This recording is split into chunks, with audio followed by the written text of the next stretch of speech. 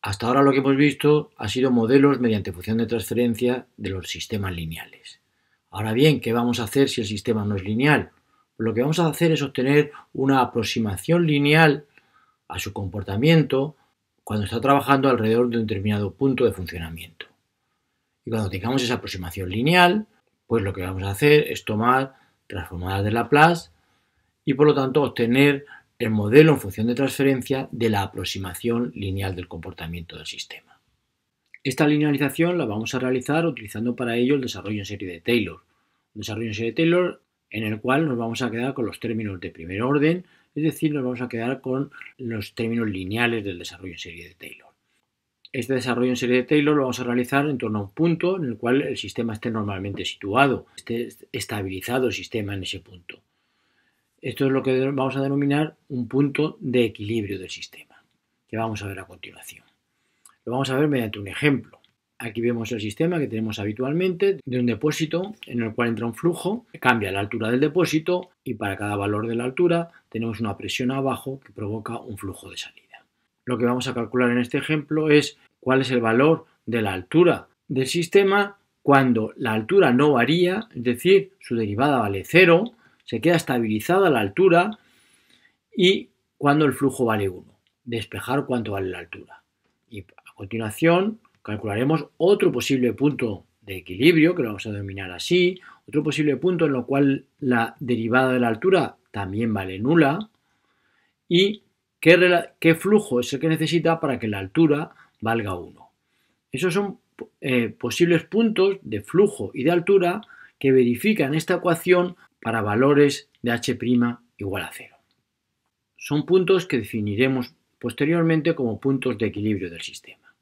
Después, en este ejercicio, vamos a ver que realmente para esos valores de flujo y de altura que hemos calculado, los apartados A y B, el sistema se encuentra en equilibrio, es decir, el sistema se encuentra en una situación de que h' vale 0, se encuentra estabilizado en esos valores.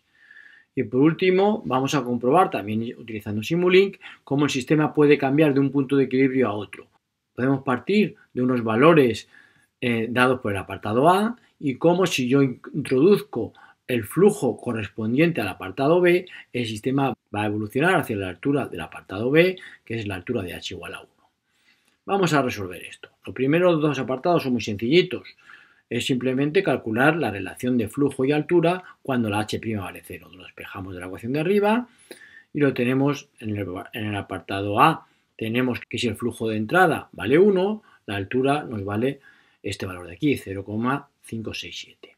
Y en el apartado B nos dicen que la altura vale 1, despejamos de la misma ecuación y obtenemos cuál es el flujo que consigue que la altura valga el valor de 1. Vamos a ver en Simulink que estos son valores en los cuales realmente se estabiliza el sistema, en los cuales la h' vale 0, en los cuales la altura se queda estabilizada en un valor. En el primer caso, si partimos de cualquier altura inicial y metemos un flujo de 1, damos a correr y vemos que el punto donde se estabiliza es justo el que hemos calculado.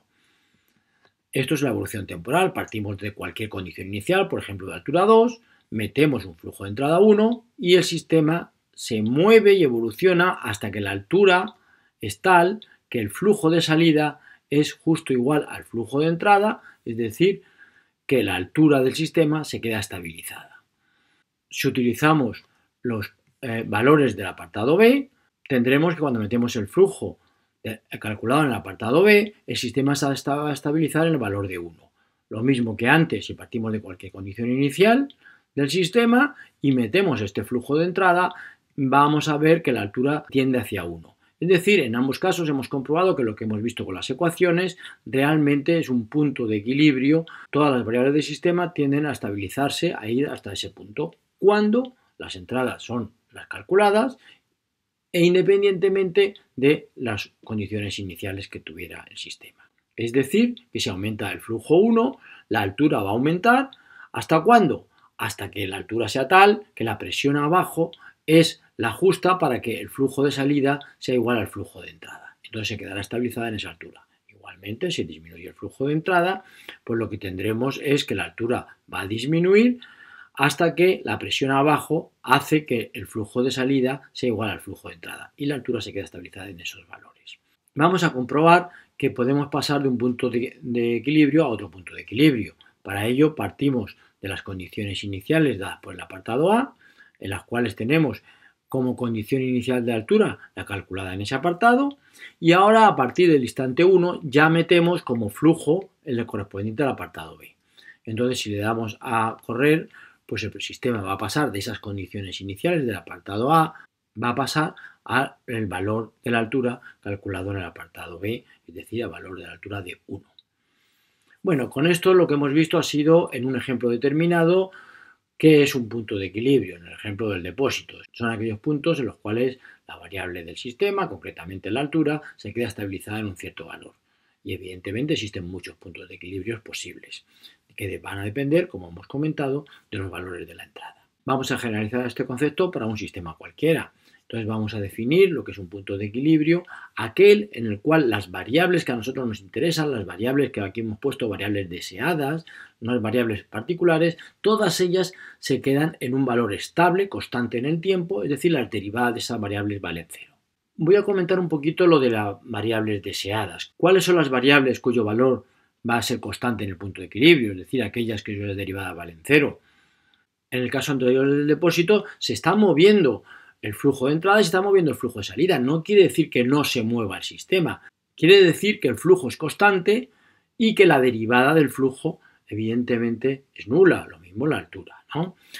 Vamos a verlo esto en otros ejemplos. Vamos a ver el ejemplo que ya hemos visto anteriormente del regulador de Watt de una caldera de vapor. En este sistema tenemos que la turbina se está moviendo continuamente a una velocidad omega constante.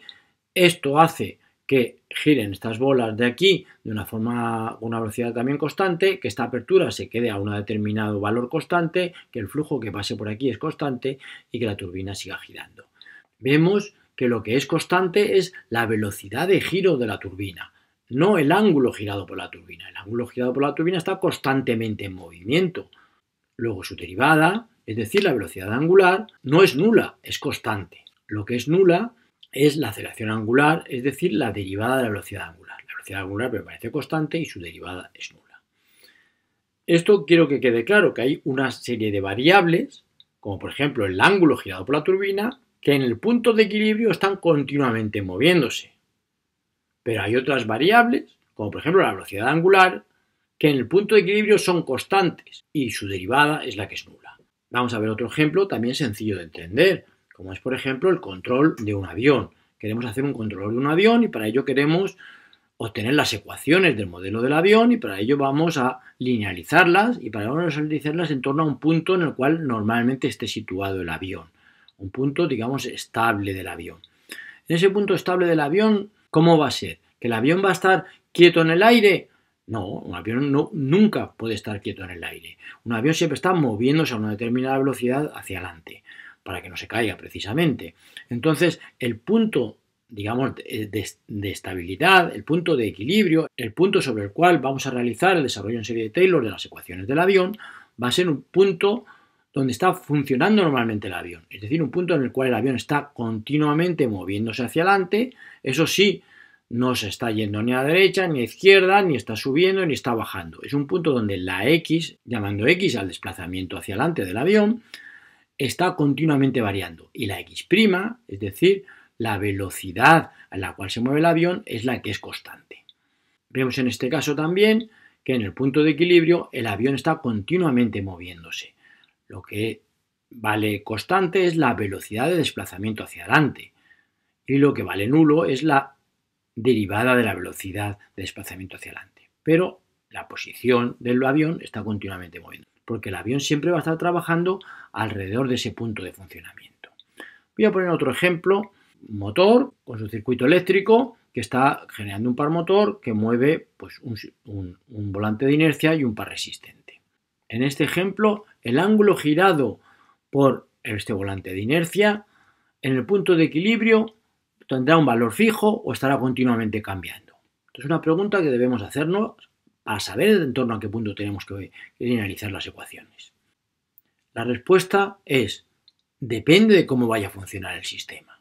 Si el sistema este suponemos que es un sistema que está fijando la posición del motor, es decir, por ejemplo, está moviendo un ascensor y queremos que el ascensor esté en una posición fija, pues el ángulo girado por el motor deberá ser un ángulo fijo y por lo tanto en el punto de equilibrio ese ángulo tendrá un valor constante y su derivada valdrá 0. Pero también el mismo sistema pudiera ser que en el punto de equilibrio, en el punto normal de funcionamiento del sistema, la velocidad de giro de este volante de inercia sea constante. Por lo tanto, el ángulo en el punto de equilibrio estará continuamente variando. ¿Vale? Eso sería un ejemplo bastante similar al primero que hemos visto, de la caldera. Es decir, en un punto de equilibrio, ¿qué variables son constantes y por lo tanto su derivada vale 0? Pues serán aquellas en las cuales el sistema, cuando esté en funcionamiento, esté con esas variables en valores constantes. Una vez definido lo que es un punto de equilibrio, vamos a pasar a la linealización de las ecuaciones no lineales y la vamos a linealizar evidentemente, como hemos dicho antes, en torno a un punto en el cual el sistema va a estar normalmente trabajando, en un punto de equilibrio. Vamos a verlo con un ejemplo primero. Vamos a verlo con el ejemplo habitual que tenemos, en la cual la ecuación de su funcionamiento es esta de aquí. Es una ecuación evidentemente no lineal. Vamos a suponer que la apertura de salida es un valor constante. Entonces esto es una ecuación que involucra el flujo de entrada y la h. Evidentemente la raíz de h es un término no lineal, por lo tanto esta ecuación, al no ser lineal, si calculáramos transformadas de Laplace en esta función, no podríamos obtener una función de transferencia. No podríamos obtener una relación entre la transformada de Laplace de la salida y la transformada de Laplace de la entrada. Por lo tanto, vamos a linealizar esta ecuación y para ello vamos a hacer el desarrollo en serie de Taylor en torno a un punto en el cual va a estar normalmente funcionando el sistema. Es decir, en torno a un punto de linealización, punto de operación del sistema, que evidentemente si va a estar trabajando el sistema en ese punto, normalmente verificará esta ecuación. Normalmente en ese punto de linealización h' vale 0, porque ya hemos dicho que este sistema va a estar normalmente en ese punto, va a estar estabilizado en él y la h' vale 0. Pero el desarrollo lo podemos hacer de una forma genérica y podemos poner aquí h' de 0, que sería un punto que verifica la ecuación original y en el cual la h' no vale 0. No es lo habitual, pero vamos a hacer este desarrollo de la forma más genérica. Si hacemos el desarrollo en serie de Taylor, obtenemos el primer término es lineal, luego lo copiamos tal cual. El segundo término ya vemos que toda esta función de aquí es una función que no es lineal y para ello lo que hacemos es desarrollar la serie de Taylor, es decir, calculamos el valor de esta función en el punto de funcionamiento, en el punto de linealización, y luego calculamos la derivada de ese valor respecto de la variable involucrada, respecto de h, y esa derivada la particularizamos justo en el punto de linealización. Y lo multiplicamos por el incremento de h respecto al punto de linealización. Más un medio de la derivada segunda respecto de h dos veces, también particularizada para este mismo punto, por el incremento de h al cuadrado, más 1 partido por 3 factorial, por la derivada tercera respecto de h 3 veces, por el incremento de h respecto al punto de linealización al cubo, más puntos sucesivos hasta el infinito.